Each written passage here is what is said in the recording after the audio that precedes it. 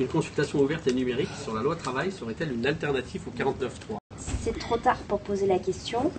Et au-delà de ça, on est sur un sujet qui est le travail, qui est en France, et notamment sous ce gouvernement, régi par le dialogue social. Le dialogue social, ce n'est pas un vain mot, c'est le fait de faire confiance aux partenaires sociaux qui ont une légitimité particulière pour négocier au nom de celles et ceux qui représentent, notamment pour les syndicats.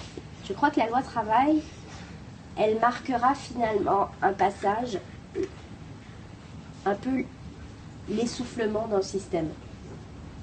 Et on sent bien tous qu'il faut passer à autre chose. Et passer à autre chose, ça ne signifie pas forcément remettre en cause le rôle des syndicats comme corps intermédiaire et remettre en cause en permanence leur représentativité. Mais on voit bien que dans les modes décisionnels, il y a un écart entre la voix portée par certains et la perception plus générale et la volonté politique. Enfin, il y a des temps et des volontés qui ne concordent pas, et tout ça produit une déflagration en temps réel qui est amplifiée de manière exponentielle par le numérique, par les réseaux sociaux, par la capacité de mobilisation collective, etc. Et on sent bien que les modes traditionnels de prise de décision dans le cadre du dialogue social sont en décalage par rapport à ce temps du numérique. Donc je crois qu'il va falloir aussi repenser le système de ce point de vue, et c'est peut-être finalement un peu ce qui se joue.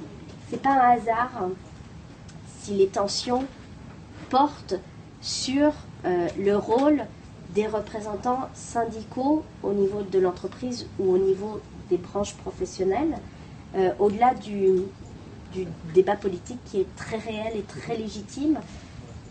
C'est vrai que le numérique, pour le secteur des services en particulier, permet l'empowerment, le pouvoir d'agir beaucoup plus qu'auparavant, et donc peut donner aux salariés, aux employés, aux ouvriers des outils de prise de décision les concernant et concernant le sort de l'entreprise qui n'existait pas auparavant.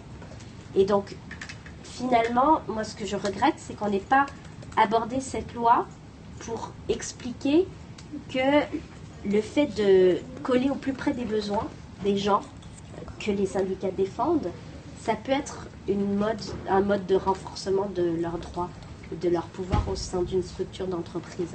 Mais un mode repensé à l'heure du numérique, où tout va plus vite, où il faut prendre des décisions rapidement lorsqu'une entreprise est menacée, par exemple.